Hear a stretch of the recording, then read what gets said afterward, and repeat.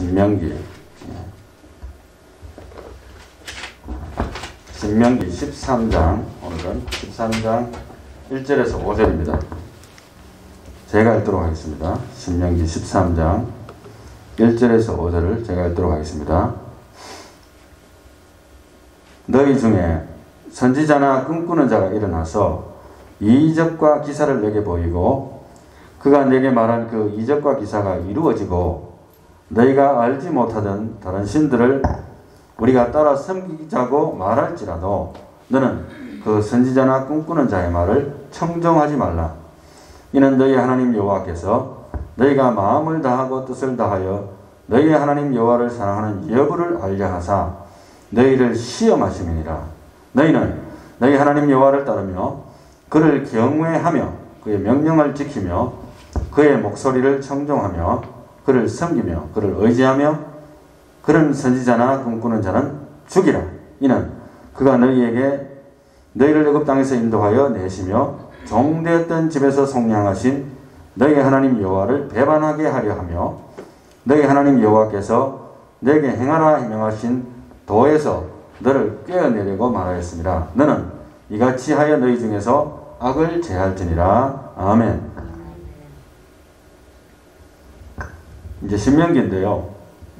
신명기는 새로운 세대를 향한 모세의 마지막 메시지다, 이렇게 종합적으로 이야기할 수 있습니다. 전체 내용이 그것이 핵심적인 내용인데, 비록 가나안 땅을 발로 밟지 못하는 모세의 입장이었지만은 그래도 멀리 서서 바라보면서 그의 생을 마감하면서 이제 애굽에서 나온 후 40년의 광야 생활을 되돌아보면서 쓴 글이다, 이렇게 이야기할 수 있겠습니다.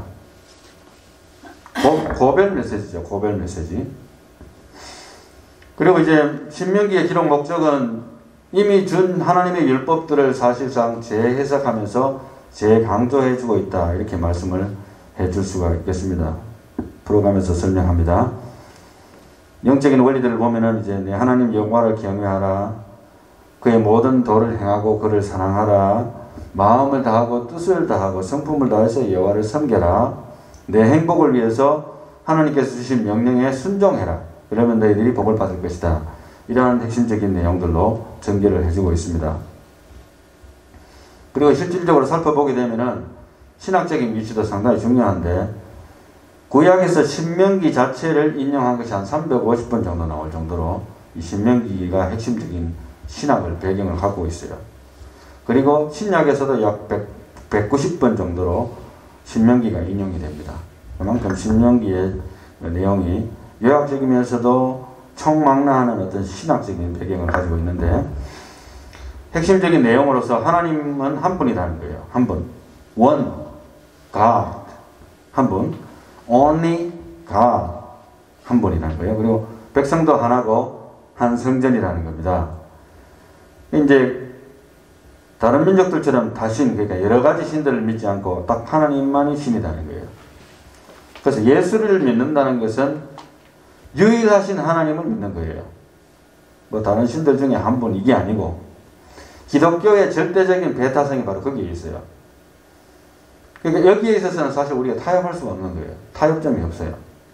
이제 이거를 이용한 간신들의 술책이 다니엘을 제거하려는 그 술책이 다니엘서에 나오는데, 다니엘서 6장에 보게 되면은 다니엘은 나쁘게 말하면은 외골수 골통 크리스찬이다, 이렇게 이야기할 수 있겠습니다. 위대하기보다는 사실은 다양한데요. 당연하긴 한데, 많은 사람들이 다니엘을 상당히 위대하다 하는데, 사실은 믿는 사람이라면 당연히 다니엘처럼 하는 것이 당연한 거예요.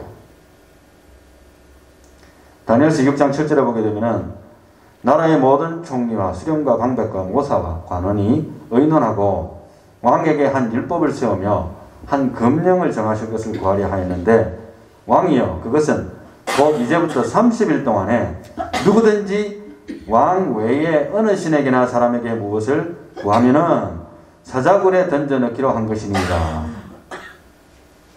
임금의 도장을 찍어가지고 이제 조서를 내려가지고 금령을 내립니다.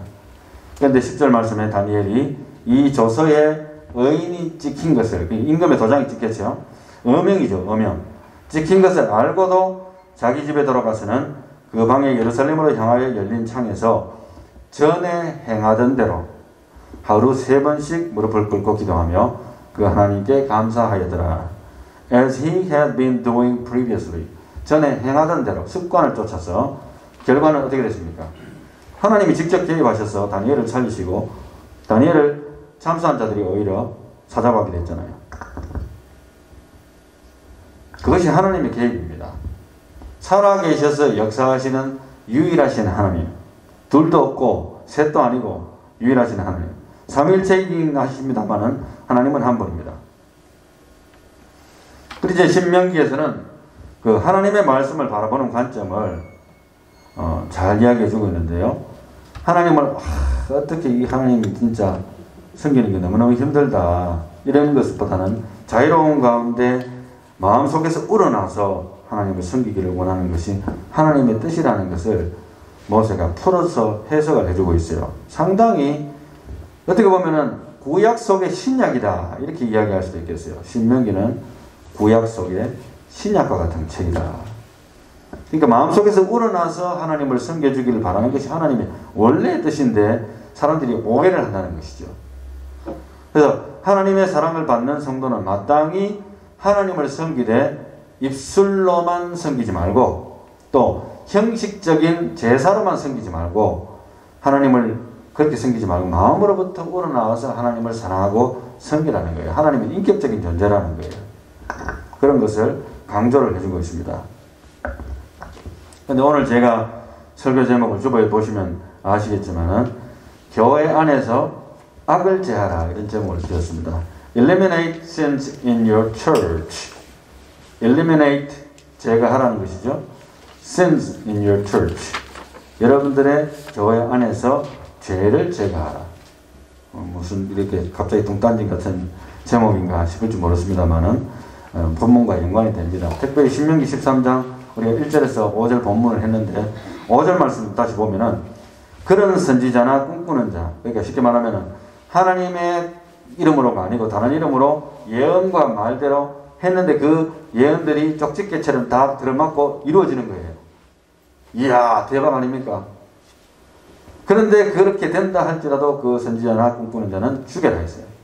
이는 그가 너희에게 너희를 애굽 땅에서 인도하여 내시며 종되었던 집에서 속량하신 너희 하나님 여호와를 배반하게 하려 하며 너희의 하나님 여호와께서 내게 행하라 명령하신 도에서 너를 떼어내려고 말하였습니다. 너는 이같이 하여 너희 중에서 악을 제할지니라. 어떻게 해서? 죽여서. 죽이는 수밖에 없다는 겁니다. 신명기 17장을 넘어가 보면은 12절에 사람이 만일 무법하게 행하고 내 하나님 여호와 앞에서 서서 섬기는 제사장이나 재판장에게 듣지 아니하거든 그 사람을 죽여 이스라엘 중에서 악을 제하여 버리라. 그리하면 온 백성이 듣고 두려워하여 다시는 무법하게 행하지 아니하리라. 아멘. 여도 죽이라는 겁니다. 자 봅시다. 신명기 19장. 신명기 19장에 16절에 보면은 만일 위증하는 자가 있어 어떤 사람이 악을 행하였다고 말하면 그 논쟁하는 쌍방이 같이 하나님 앞에 나아가서 그 당시에 제사장과 재판장 앞에 설 것이요. 재판장은 자세히 조사하여 그 증인이 거짓 증거하여 그 형제를 거짓으로 모함한 것이 판명되면 그가 그의 형제에게 행하려고 꾀한 그대로 그에게 행하여 너희 중에서 악을 제하라. 그리고 나서 이제 21절 말씀에 내 눈이 긍휼히 여기지 말라. 생명에는 생명으로 눈에는 눈으로 이에는 이로 손에는 손으로 발에는 발론이라. 아멘. 이렇게 강하게 응징할 것을 이야기했습니다. 쉽게 말하면 누명 씌우는 자. 그게 밝혀지면은 그 누명이 신고하는 목적으로 만약에 그 누명이 살인죄에 해당해서 그 사람이 그 이웃이 죽게 되는 정도의 죄를 뒤집어 씌우려고 했다면은 그 누명 씌우려고 했던 사람이 죽는 거예요. 그렇게 상응하게 하라는 겁니다. 그리고 이제 신명기 21장 한번 더 보면은 18절에 보면은 사람에게 완악하고 패역한 아들이 있어 그의 아버지의 말이나 그 어머니의 말을 순종하지 아니하고 부모가 징계하여도 순종하지 아니하거든 그의 부모가 그를 끌고 성문에 이르러 그 성읍 장로들에게 나아가서 그 성읍 장로들에게 말하기를 우리의 이 자식은 완악하고 폐역하여 우리 말을 듣지 아니하고 방탕하며 술에 잠긴 자라 하면 그 성읍의 모든 사람들이 그를 돌로 쳐 죽일지니 이같이 내가 너희 중에서 악을 제하라. 그리하면 온 이스라엘이 듣고 두려워하리라. 아멘. 이같이 하여 쉽게 말하면 죄인을 죽여서 제가 13장, 19장, 21장 이야기들 여러 가지 들었습니다만은 죄인을 죽여서 너희 중에서 악을 제하라. 엄청나게 무섭지 않습니까? 구약의 하나님은요, 신약의 하나님과 다르다는 생각을 가질 수 있을 만큼의 생각이 들 만큼의 끔찍한 일들입니다. 그러나 그 질문을 해본다면 우리가 대답은 뻔하죠. 사실은 그 하나님이 그 하나님이에요. 달라진 거 없어요. 그럼에도 불구하고 구약과 신약은 너무나 차이 나는 것 같이 보입니다. 그러나 실질적으로 보면은 이제 출애굽기와 민수기에 나타난 사건들에도 우리가 보면 알겠습니다만 이스라엘 백성들을 40년 동안 하나님께서 광야를 인도하시면서 백성들이 불평할 때에 또 만나와 메추라기를 주시기도 하셨지만은 그들이 또 불평할 때에 또 우상숭배할 때에 그들이 죽임을 당합니다. 레위 족속이 직접 칼을 들고 치게 만듭니다. 그렇게 해가지고 하루에 3,000명이 죽기도 하고 이런 일들이 벌어지게 됩니다. 지지난주에 제가 설교하면서 하나님께서 세계를 품는 마음을 주셔서 선교와 구제와 또 전도에 대한 비전을 저한테 주셨다고 말씀을 드렸는데 세계를 품은 목사, 선교사, 그리스도인들 그렇지만은 그런 세계를 품은 마음 속에 걸림돌이 있더라고요. 그게 뭐냐 하면은 교회 안에서 내 안에서 우리 가정 안에서 죄악과 부패가 살아있을 때는요 그 모든 비전들이 다 위력을 발휘하지 못하고 하나님의 도우심의 손길도 끊어지고 우리가 회개하지 아니하면 역시 우리는 제자리입니다. 하나님께서 주신 그 축복의 땅으로 나가지 못하고 제자리 서 있는 거예요. 주님이 안 불러서 가신 것만 해도 다행이에요. 제가 왜 이런 말씀을 드리냐 하면 성경을 통해서 우리가 구약을 통해서 제가 읽는 가운데 이 구약 속의 신약인 신명기를 보더라도 비록 하나님께서 순수한 마음으로 우러나는 마음으로 제사를 드리고 하나님께 나오기를 원하시지만은 그 죄에 대해서만큼은 용납을 안 한다는 거예요. 레위기를 통해서 배운 것이 무엇입니까? 레위기 전체가 말하는 게 뭡니까? 피의 제사 외에는 하나님과의 교제가 불가능한 거예요. 왜? 죄인이기 때문에. 저를 포함해서 여러분도 마찬가지고 제사장은 마찬가지고 대제사장도 마찬가지고 심지어 모세까지도 하나님과 대면하기에는 피의 제사가 없이는 하나님과 상대를 할 수가 없는 거예요. 죄인이기 때문에. 그리고 출애굽기, 창세기, 출애굽기, 민수기의 역사서를 통해서 우리가 배운 것은 아까 이야기했듯이 피의 제사뿐만 아니라 하나님께서 요구하는 것이 또 더 있어요. 거기에는 너희 생활 속에서 나는 너희가 거룩하고 깨끗하기를 원한다는 거예요. 행동은 자기 멋대로 우리가 하면서 하나님의 역사를 기대합니다. 이건 가식적인 행동이 될 수밖에 없고 그것이 우리잖아요. 사실은 제가 지난번에 설교할 때인가 저는 매일 죄 짓는다 이런 말까지 했는데 그건 사실이거든요. 내가 안 지으려고 노력하지만 죄를 짓지만 그러나 그런 차원에서 이야기하는 것과 좀 틀리고 사실은 우리가 진짜 마음속에서 품은 죄, 행동의 죄가 계속적으로 일어나게 될 때에는 그것이 우리의 축복의 모든 선상에 가로막는 장애물이 됩니다. 하루에 3,000명을 하나님의 백성들을 직접 도륙하여 죽이게 만드는 잔혹사인가? 출애굽기는 잔혹사란 말이 있잖아요. 그리고 신명기의 처벌 방식에 있어서의 핵심은 뭐냐면은 사형입니다. 사형. death penalty. 한국에서 사형 잘 안 시키잖아요. 웬만해갖고 뭐 사형제도만 있다 뿐이지. 그런데 지난번에 또 제가 말씀드리다시피 이슬람에 대해서 이야기하다가 프랑스 대통령의 연설을 이야기했습니다만은 radical Islamist라는 말을 그때 했습니다. 극단주의적인 이슬람주의자들. 그러면은 여기서 하나님의 말씀대로 살지 않는 걸 죽이는 것은 radical Christian이냐, 극단주의적인 그리스도인이냐? 구약시대에는. 왜 하나님께서는 구약시대에는 그렇게 백성들을 다루셨는가? 지난번에 제가 충분히 설명을 드렸습니다만은 하나님은 죄에 대해서는 전혀 용납하지 아니하시고 그들이 회개하지 아니하고 고집적으로 나갈 때는 거기에 대해서 확실하게 응징하시는 분인 것을 구약에서 보여주셨어요. 그것이 구약적인 하나님의 교훈입니다. 그렇다고 해서 그들이 믿는 사람들이 다 지옥 가느냐? 그것도 아니거든요. 굉장히 하나님이 죄에 대해서 엄격하게 하신 것을 보여주고 있어요. 설교 제목에 다시 이야기합니다만 교회 안에서 악을 제하라. 이스라엘 백성들 안에서 죄를 제거하기를 하나님께서 원하셨는데 Eliminate sins in your church. 교회 안에서 죄가 있어요. 아이고 목사님 교회 무슨 큰 죄가 있습니까? 바글바글하죠. 한국 교회 부패했는 거 유명하게 신문에도 많이 나왔습니다만 여기 미국도 장난 아닙니다. 드러나지 않는 죄도 많을 거예요. 또 개인적인 죄도 있을 거고 목회자가 아닌 사람이나 개인적인 죄나 또 단체적인 죄나 또 여러 가지 구조적인 죄가 있을 수 있습니다. 그래서 오늘날 교회에 우리 교회를 포함해서 저는 이제 우리 교회 포함 안 한 게 아니고 우리 교회를 포함해서 오늘날 교회의 일종의 실패는 팬데믹이 아니에요.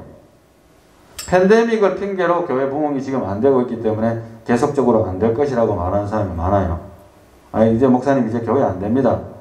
공공연하게 제가 어떤 다른 교회 다니다가 안 다니신 분이라든가 다니고 있는 분이나 이야기하면 요새는 교회 안 됩니다. 팬데믹이죠. 팬데믹. 충분한 이유가 있어요. 그러나 근본적으로 팬데믹 속에서도 살고 있는 비즈니스가 있고 죽는 비즈니스가 있습니다. 팬데믹 속에서도 살고 있는 교회가 있고 죽어가다가 완전히 불이 꺼져버리고 문 닫아버리는 교회가 있어요. 그건 하나님이 하시는 거예요. 그런데 제가 가만히 보니까요. 팬데믹이든 아니든 궁극적으로는 우리가 살 길은 딱 한 가지밖에 없어요. 하나님이 미워하시는 걸 떠나야 돼. 예수 믿는다 해놓고 계속 죄만 계속 반복해서 지면 축복의 길이 자꾸 멀어지는 거예요. 오늘날의 교회의 실패는 은혜를 지나치게 강조한 나머지 우리 다 천국 가잖아요. 그거는 제가 부인하지 않습니다. 예수 믿어서 천국 가는 거 부인하지 않습니다. 그 사람이 억만제약을 지어도 사실은 천국 가는 거 어쩔 수 없는 거예요. 내가 out of my hand 예수의 피가 있는데 그걸 내가 어떻게 해? 사실은 엄격하게 말하면. 그러나 우리의 삶 속에서 성결의 중요성을 강조하는데 실패했기 때문에 오늘날 교회가 이 모양 이꼴로 되는 거예요. 십계명이 살아있거든요. 예수님의 십자가가 있다고 해서 십계명의 의무가 없어졌다 그건 아니거든요. 1, 2, 3, 4계명은 하나님을 잘 섬기라는 거예요. 다른 신 섬기지 말고 그건 지켜야 됩니다. 그건 이제 완전히 절대적인 거예요.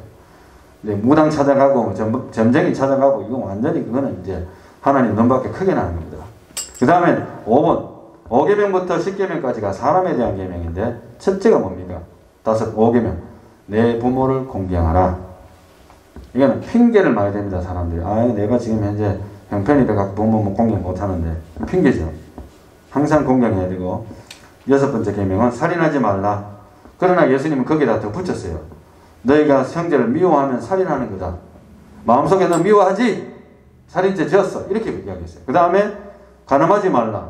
이거 나 간음죄 안 지었는데요. 천만의 말씀. 예수님께서 말씀하시기를 마음속에 음욕을 품는 것도 간음했다. 마음속에 진 죄도 죄라는 거예요. 생각이 떠오르는 것을 마음속에 품으면 그건 죄가 시작되는 겁니다. 생각이 떠오르는 것까지는 죄가 안 될 수 있어요. 그리고 8계명 뭡니까? 도둑질하지 말라. 성경을 읽으려고 촛대를 훔치는 케이스가 있는데 다음 슬라이드에서 제가 설명하는데 또 내 이웃에 대하여 거짓 증거하지 말라. 그리고 내 이웃의 집을 탐내지 말라. 내 거인데 자꾸 탐내는 거예요. 그러다 보니까 도둑질을 하겠죠. 자, 유명한 프랑스 작가인 빅토르 위고의 명작 레미제라블에서 장발장이라는 사람이 왜 감옥에 가게 됐습니까? 빵 몇 개를 훔치려다가 감옥에 갔어요, 처음에. 근데 이제 감옥에 가서 이렇게 답답하니까 탈출하려고 시도했겠죠. 탈출하다가 계속 하다 보니까 계속 연장이 된 거예요. 그래서 19년을 감옥에서 썩다가 나왔어요. 나왔는데 오도 갈 데 없어서 거리를 헤매고 있던 그는 미리엘 신부라는 사람을 만나게 되고 신부님이 이제 잠을 재워줬는데 자고 있는 신부님이 있으니까 틈을 타서 은촛대를 훔치게 됩니다. 경찰이 나중에 그것을 잡았는데 다시 신부님한테 데리고 오니까 이거 신부님 거 맞습니까? 이 은촛대가. 그러니까 신부님은 그게 맞는 걸 확인했지만은 대답은 이렇게 했습니다. 예, 제 겁니다. 그런데 그거는 그가 훔친 게 아니라 제가 준 겁니다.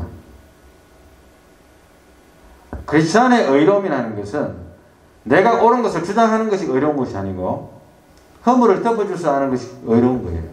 요셉이 자기 와이프가 자기하고 약혼을 해놔놓고 임신해버린 거예요. 그러니까 이걸 이야기했다 하면은 당장 돌에 맞아 죽어요. 마리아는.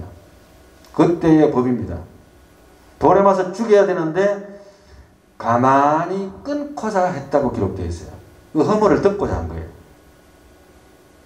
내가 입만 뻥끗했다 하면 다 증명 다 해가지고 난리 날 텐데. 나중에 이제 그 마음을 품고 있는데 성령께서 가르쳐 주셔가지고 성령으로 잉태된 것이라고 말씀했기 때문에 마음에 더 안심을 했습니다만은 그 마음의 의로움이 바로 거기에 있었어요. 장발장 이야기가 상당히 익사이링한 내용이죠. 그래서 우리가 이제 결론을 내리기 위해서 다가가고 있는데 교회 안에서 악을 제하는데 eliminate sins inside your church. 우리가 흔히 하는 말로 지난번에도 한번 말씀을 드렸습니다만은 죄는 미워하되 사람은 미워하지 말라는 말이 있어요. 그런데 그 말의 강조점은 사람을 사랑한다는 데 강조점이 있어요. 그러나 제가 이제 그걸 뒤집어 볼게요. 상당히 재밌어요. 사람은 미워하지 말되 그 사람이 지은 죄는 미워하라. 이렇게 이야기하면은 강조점이 사람을 사랑하는 데 있는 게 아니고 죄를 미워하는 것, 그 성결의 강조점이 있는 거예요. 똑같은 말인데 틀린 거예요. 강조점이 어디에 가야 되느냐는 게 중요한 건데 오늘날은 강조점이 사람의 사랑하는 데 강조점이 너무 많이 갔어요. 교회도 그렇고 사회도 그렇고 목사님 좋은 게 좋은 거지요. 뭐 교회 열심히 나오는데 뭐 그런 게 무슨 문제가 됩니까? 헌금 열심히 하는데 그게 무슨 문제가 됩니까? 죄를 지으면요 우리가 아무리 선행을 많이 해도 하나님은 거기에 대해서 물으세요. 그게 하나님이에요. 왜? 그 마음에 정리하지 아니하는 그 교만이 있기 때문에 하나님은 거기에 대해서는 철저하게 abhor, 미워한다는 겁니다. 그게 하나님입니다. 교회와 성도들이 미워할 수 있는 게 한 개 있어요. 미워할 수 있는 게. 여러분들 이제부터 마음껏 미워하셔도 되는 게 한 개 있어요. 그게 뭐냐 하면은 죄입니다. 할렐루야. 마음껏 미워하세요. 완전히 막 매일 일어나가고 기사대기 열방 때도 괜찮아요. 그건 죄이기 때문에. 사람은 때리지 않아도 되지만은 죄에 대해서는 열방 수만 때려도 돼요. 히브리서 12장 4절에 보게 되면은 너희가 죄와 싸우되 아직 피 흘리기까지는 대항하지 아니하고 또 아들들에게 권하는 같이 너희에게 권면하신 말씀도 잊었도다. 처음엔 잘 나가다가 예수 믿고 열심히 품고 했는데 나중에 세상에 찌꺼기들이 들어오면서 이제 습관적인 죄가 되고 나중에 그게 당연하게 받아들여지고 별거 아닌데 뭐 다른 교회에서도 그렇게 하고 다른 사람도 그렇게 하는데 말씀을 맺겠습니다. 교회 안에서 악을 제거하는 방법은 그리스도 안에서 율법을 굳게 세우라는 겁니다. 그리스도 밖에서 세우면 율법주의자가 돼요. 그거는 꽝입니다, 여러분. 지옥불에 들어가요. 그렇지만은 그리스도 안에서 율법을 굳게 세우는 것은 아주 바람직한 영적인 태도예요. 성결의 기준이 아닌 게 뭡니까? 깨끗한 게 기준이 아닌 거는 첫째, 다른 교회, 주변의 교회, 다른 사람들, 다른 성도들 아니면 우리 교회 중에 어떤 성도들이 기준이 될 때 그거는 기준점이 아니에요. 성결의 기준이 아닙니다. 그리고 두 번째, 나의 생각이나 내 친구의 의견 이것도 여기에서 말하는 성결의 기준이 아니에요. 디모데후서 4장에 3절을 보게 되면은 때가 이르리니 사람이 바른 교훈을 받지 아니하며 귀가 가려워서 자기의 사욕을 따를 스승을 많이 두고 또 그 귀를 진리에서 돌이켜 허탄한 이야기를 따르리라. 그러나 너는 모든 일에 신중하여 고난을 받으며 전도자의 일을 하며 내 직무를 다하라. 디모데에게 사도 바울이 권하는 말씀입니다. 여기서 직무라는 것은 전도자로서의 직무는 말씀을 저는 이렇게 생각합니다.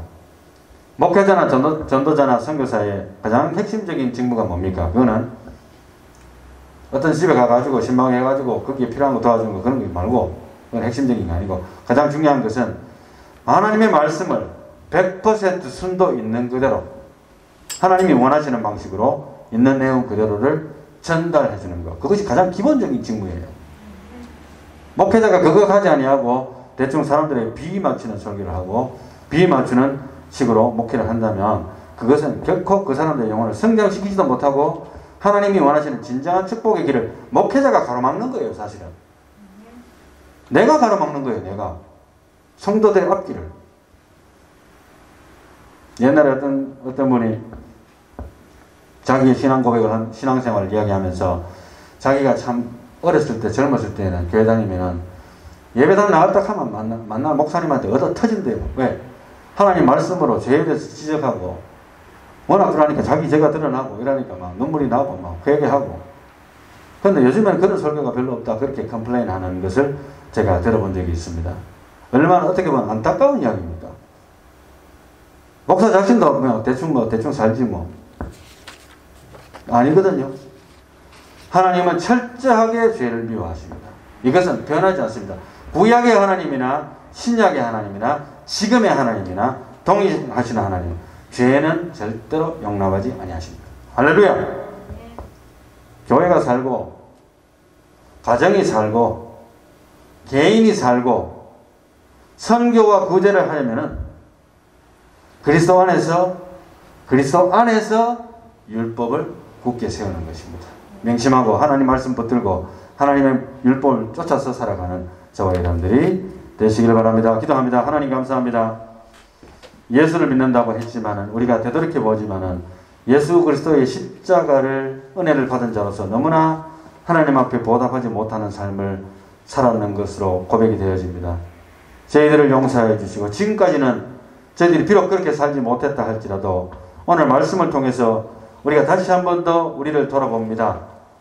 하나님은 절대로 죄를 용납하지 아니하시고 우리가 죄의 생각조차도 마음으로 품는 죄조차도 하지 않기를 원하시며 우리의 마음속에서부터 우러나는 성결과 하나님을 향한 그 마음이 활짝 열리기를 원하시는 것을 말씀을 통해서 가르쳐 주셨사오니 그러한 심정으로 그리스도 안에서 율법을 굳게 세우는 자로 살아가는 우리 모든 성도들 될 수 있도록 축복해 주시옵소서. 예수님 이름으로 기도하옵나이다. 아멘.